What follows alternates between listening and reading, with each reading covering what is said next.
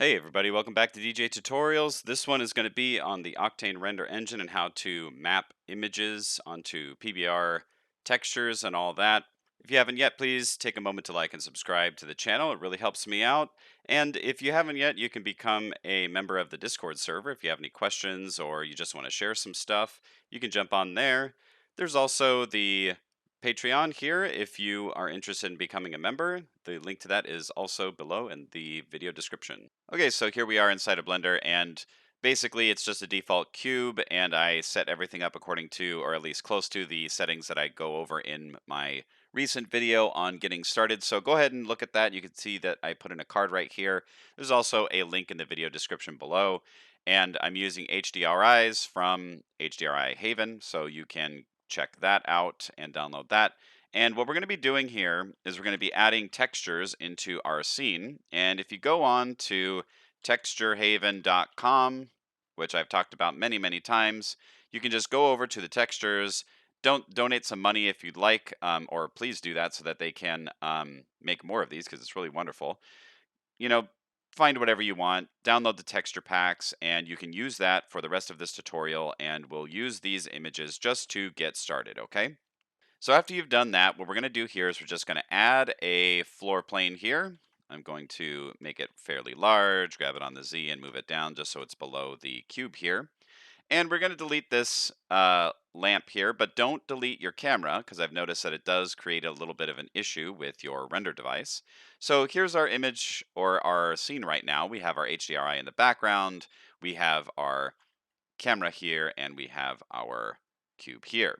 So let's go ahead and start adding some textures here. So I'm going to go ahead and turn off the cube for now, and we're just going to look at this floor plane. Let's split our panel here, and we're going to go here to the shader editor, and on here, over here on the right, you can see that there's no texture right now, so we're going to click new, and we get this big universal material node right here, which I think we talked about in a previous video.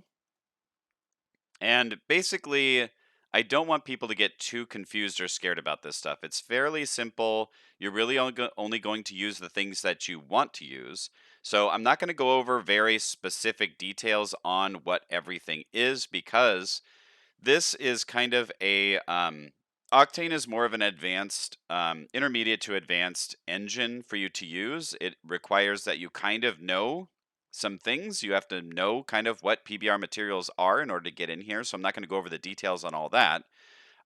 But it is a little bit difficult to know at first glance how you're supposed to map images onto your objects. So we have our floor plane here, and I'm just going to add Shift A. I'm going to add Octane texture here, image texture, and place it right here. Okay.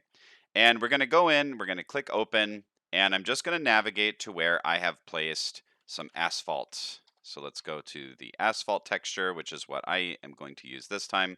We have the 4K PNG. It's very important that you know what kind of image you are using because there are different bit depth channels and stuff like that. So just keep that in mind when I talk about some things. So we're going to click on this. We're going to click open image, and we're just going to take this out texture right here, and we're going to put it into the albedo. So if I take this and I move it over, and we're going to just refresh here, you can see that it really isn't showing anything right now. If we go over to the UV editing tab right here, you can see that it does actually show that the UV is mapped to this image, okay? But it wasn't there when we looked at it in the render preview. And that's because sometimes the engine actually needs to be told with a projection node right here to map the UV. And if I go here, if you hit Shift A, you go down to Octane Projection, and you go down to UVW projection, and you just left click and drag this input into, or this output here into the projection input. Then we go back to the rendered view. You can actually see that it is actually right there. Okay. Now I'm going to change this around because I want you to kind of see this. So if you look at this image that's being mapped here, this asphalt image, you can see that it has a particular type of, I guess you can call it coloring or, gradation or color bit depth or whatever you want to call it. It has a particular look to it, right? And I'm going to try and keep this more simplified because a lot of Blender users are relatively new to a lot of things, and doing CGI it sometimes requires you to go a little bit deeper in knowing some things just to sort of make sense out of everything. And basically, what we have here is with a PNG, you have a higher bit depth image. Okay. So sometimes the gamma channel here, when it's set to the default of 2.2, will work just fine. Sometimes the linear space will not work for you. So sometimes you might have to mess with that depending on what the image is that you're using. Since it's a PNG, linear should work just fine. And with the gamma here, you can see that if we take that down to a 1.0, it's basically taken some contrast out of this image. Okay. So if we set that back to a 2.2, you can see that there's more contrast. And if we set this to something like a 5, you can see that it's very, very dark and it has a lot more. Generally, there's a lot more darker of this, the coloring here. And you might think that it's a little bit more detailed. Or if you just want to make the image darker overall, you can take that gamma and mess with it as much as you might like to. So I'm going to leave it at 2.2 right now, just to leave it at the standard. And you'll notice too that if I go to solid mode here and I take this projection, I move it, and then I go back to the rendered view, you can see that now it's just sort of stuck there without this projection node. And sometimes you'll see that happen. You might have a UV unwrapped object that at first, without this, in there, it doesn't really work. You plug it in there, and then you could just delete this if you wanted to, and it's, still there. It's just a little quirk with the program or the render engine for that matter. So don't worry too much about that. If you know that if you go over to your UV editing tab, you do have UV coordinates here, just add that UV projection there, the UVW projection, and you should see it just fine. All right. Now let's take a look at this and let's talk about what's going on here. So generally speaking, if you are coming from Blender and you're used to EV and cycles or LuxCore or anything like that, you would be used to seeing a mapping node, which you could tile this a little bit more because this might be a little bit too big for you. And how we handle that is right here with this transform right here. So if I hit Shift A and I go to Octane Transform, we can scale this. So if we take this right here, plug it into there, and then change this to like a 5, you can see that now it's been scaled up. Okay, so now it's a much larger image, or we've basically scaled the overall image up a lot more, which is the opposite of what most people are used to. Most people are used to inside of um, Blender for EV and cycles. The higher the number here, the more times it's tiled. But in here, it's literally taking the image and it's scaling it up or down. So you want to take this, make it a 0.2 or something like that. Now you are replicating that along the plane in all those directions. And you can take this and change one to a 0.5, change other ones to a 0.05, and it will be scaled according to whatever these coordinates are here, or whatever the digits are that you have put into here. So I'm just going to change this back to a 0.2 for all of these. Then we're going to take this, move it over here, just like that. And you'll want to make sure that you put that albedo one right in there, and that way you can see what your overall image is looking like as far as the tiling. That might be a little bit much, actually. I'm going to go a 0.5 maybe for these. Maybe that'll be a little bit, easier to look at. So the next thing that we can do here is we can hit Shift D to duplicate this, and we can then navigate to something else. So let's say I want to use this roughness map right here. So if I take that, pipe that into the roughness right here, and then I take the projection and I basically plug these back into these areas here. Now it's going to be basically taking these projections here and the transforms, and it's just going to be piping it through to this one here. And pretty much it's the same idea as any other engine. If we don't like what's going on here, because um, the roughness is not exactly what we want it to be, we can invert so that it can take the areas that were supposedly rough, or the more smooth bits or shiny bits. You can invert that image. Or you can take the gamma and you can change this. So we can change this to a 1.0 or something like that. And if it helps you, you can actually take this and pipe it into the albedo, which will help you kind of see what's going on here. So the dark bits are generally considered the smooth bits, and we can just put that into the roughness there. And the white bits are the rougher bits. And we can actually go here if we hit Shift A and we go to the tool, Octane tool right here, you can go down to gradient texture, and this is basically the map that we're used to, the ramp, I should say. So you can basically take this and shift this all around. We can actually take this and put it into the albedo here, and you can see what's going on. So you can take this and you can adjust as much as you want to make those areas as shiny or as rough as you'd like them to be. And then you can take that out and put the albedo back into there. And that is how you can control the shiny and the rough bits and the non-rough bits with a gradient texture and your roughness map here. I'm going to put this back to a 2.2 and we'll leave this sort of like this. I'm actually going to take this, I'm going to make the whole thing a little bit more uh, shiny. And I'm actually going to take this and move it up a little bit. Let's actually, I'm going to take this, I'm going to change this to a 3.0 maybe, just so it's a little bit darker. And we'll say that that's going to be okay for now. So let's go over here. I'm just going to make a little bit more room. And I'm going to hit Shift D here to duplicate that. Take the projection and the transform and pipe it back into this area here. And we're going to change this to let's do the normal. So pop that on there, out texture, put that right into the normal. Okay. And then we're going to have our normal map basically put right in there.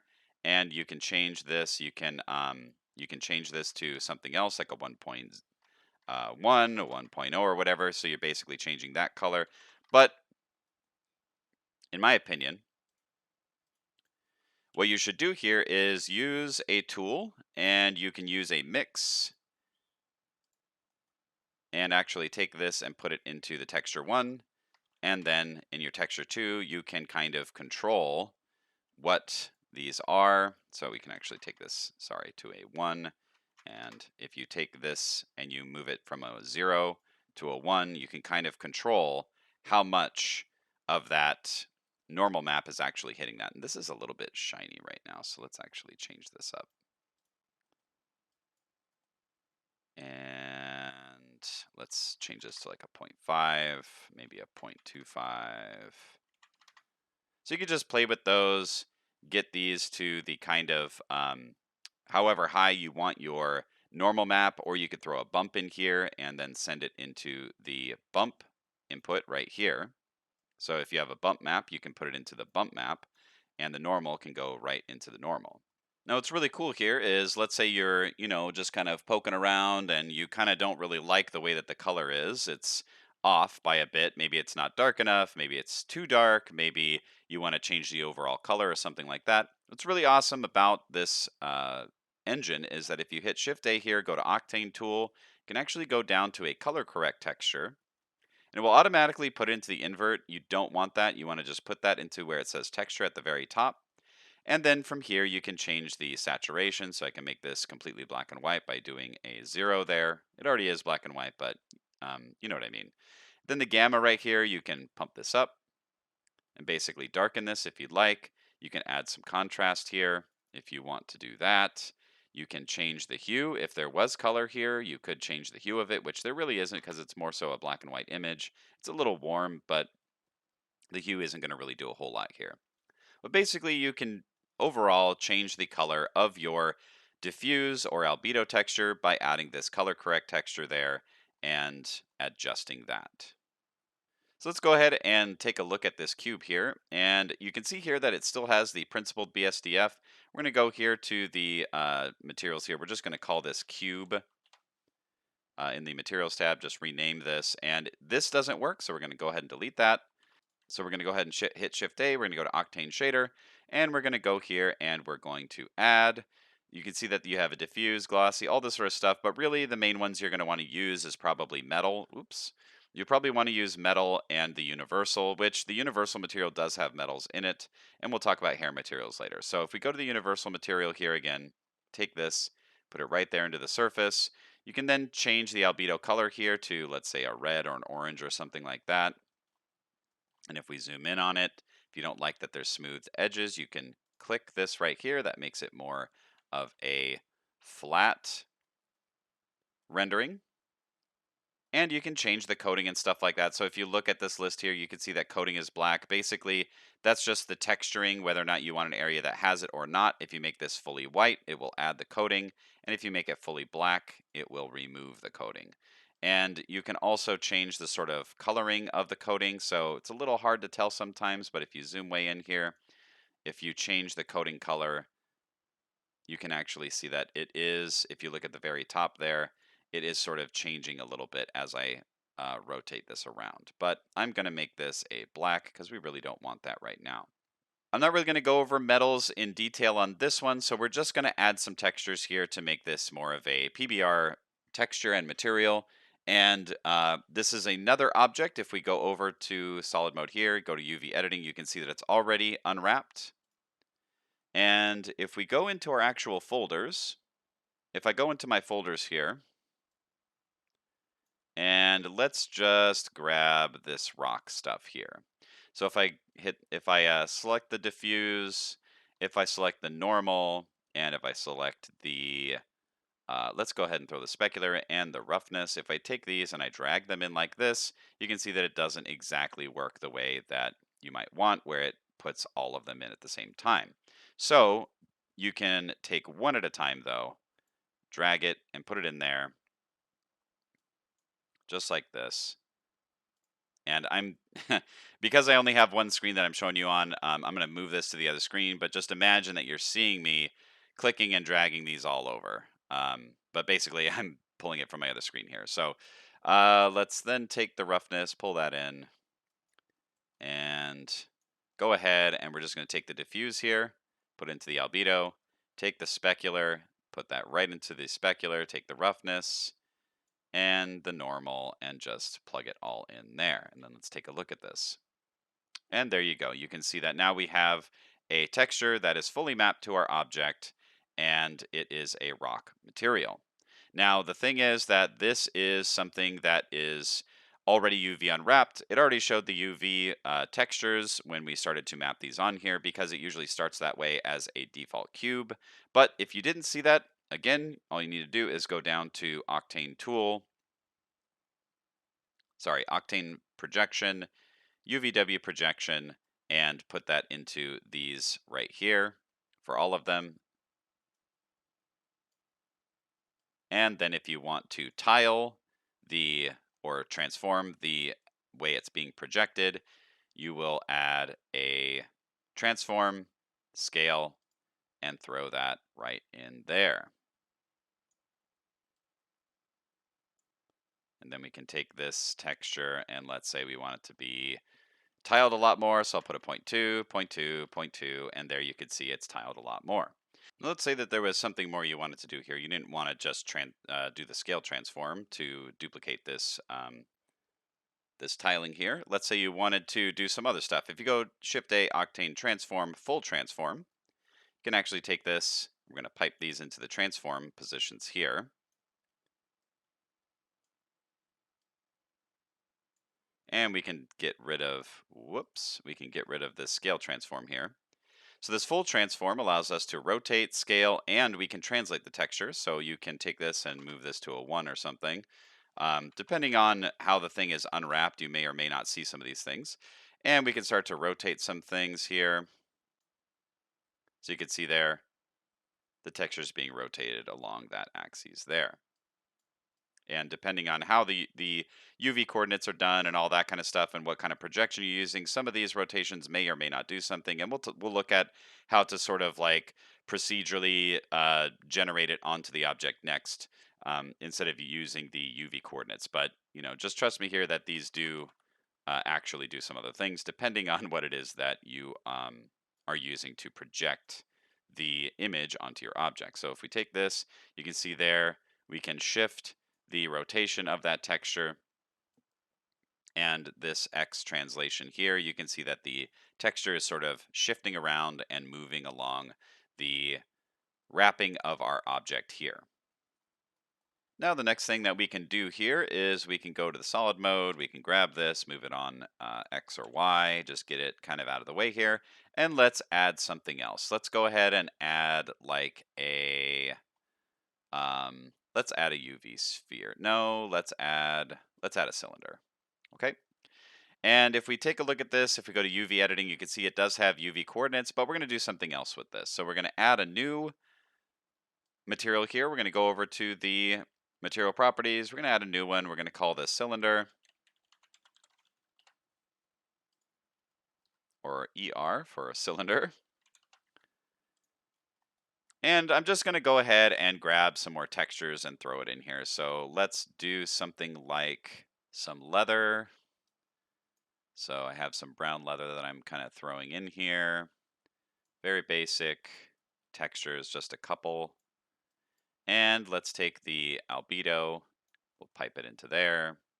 We'll take the roughness and we'll pipe it into there. And then we'll take the normal and we'll pipe it into the normal. And let's just take a look at what we've got. Now it's important to mention that the more textures you have, the bigger they are, the longer it's going to take to render it out. So just keep that in mind. And you can see here that we have pretty nice job. It has UV coordinates, but let's just say you don't have UV coordinates. Let's say you've modeled something and you want to just add some procedural stuff to it. You don't really want to go through the trouble of UV unwrapping, all that kind of stuff. So what we can do here is we can actually take and add some projections that are a little bit different. So if we go down here to Octane Projection, you can see there's a whole bunch of different stuff here.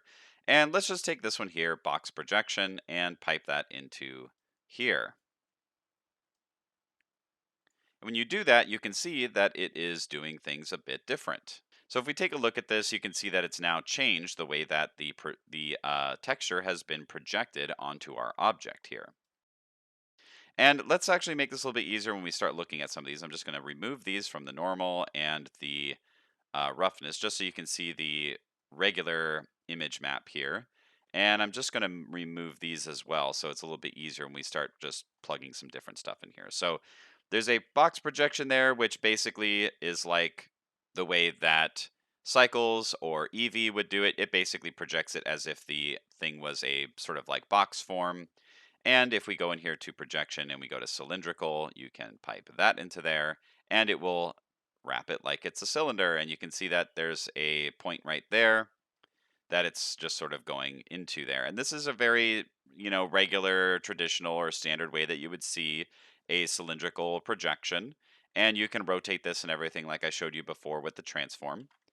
And so you can go back into here to the projection and whoops, we already did that one. Let's go to spherical and you can pipe that in. And basically you'll start to see how all of these will be piping the image in with these more so procedural projections. So you don't necessarily need to UV unwrap your object in order to get the image to be mapped onto your object if you're trying to do a quick render or you're trying to conceptualize and stuff like that. Or if you're just trying to make these textures then to bake later, this is a way that you want to project it on there, you UV unwrap, use some different projections to get the texture on the way that you like it, and then you can bake out your textures later. So you can basically play with a bunch of that stuff there in order to get this where you want it to be. But I'm just going to use the standard box projection here. Going to pipe that into all of these again. Take these, put it back into the normal, the roughness, and then we can quickly just add a transform. We'll do a full transform this time and pipe that into there. And let's make this a little bit smaller. So we'll take the scale here and we'll do a 0.5 for all this. Actually, let's make it larger. Let's do a 2 on all these. Make it a little bit larger, just like that. Okay, so let's go ahead and we're going to do some quick procedural stuff. This isn't going to be like a big, a big tutorial on how to use procedural textures in here. It's kind of something you're going to have to play with a little bit and get used to, but let's just do a little bit. Let's put Suzanne in here and let's focus in on her. And let's just take a look. And we're going to add a new material here. And let's put a little bit of a subsurf on here with Control 2.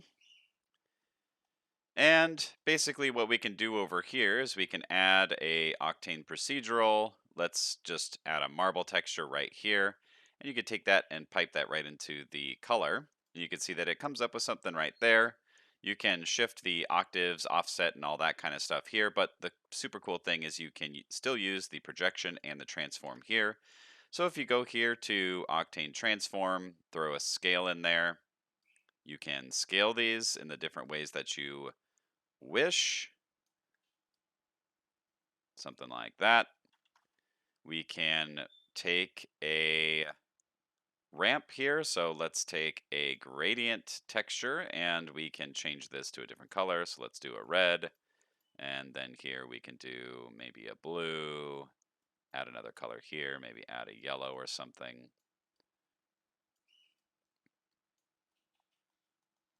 And change some of these around. Maybe something like that. Kind of neat.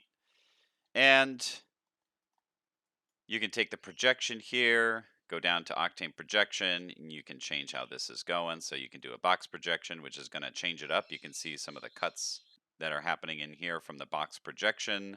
You can add a cylindrical one if you want, which will do something like that. You could see the cut in how it's mapping to the object there. You can add a spherical one, which can look something like that. So basically, the way that these procedurals work, that's basically how you want to project them. You can either project them via a UV editing, which is what the standard is without throwing a different sort of projection in here. Or for those of you who are really used to the procedural texturing technique that's used inside of EV and cycles, you can use the box projection method, which can work pretty well for almost anything that you decide to do. It will just depend on your object properties and stuff like that when you have rotated or anything like that. Just make sure that you don't have any rotations and stuff there. But you can throw any of those projections on there and you'll get it to basically be mapped very similar to what you would see in cycles and all that. So that's going to be pretty much it for this tutorial. Hopefully you've learned how to map images onto your objects inside of Octane. If you haven't yet, please go ahead and like and subscribe to the channel and you'd be super awesome. If you have any questions or comments, you can leave those below in the comment section below, and I will see you guys next time on DJ Tutorials.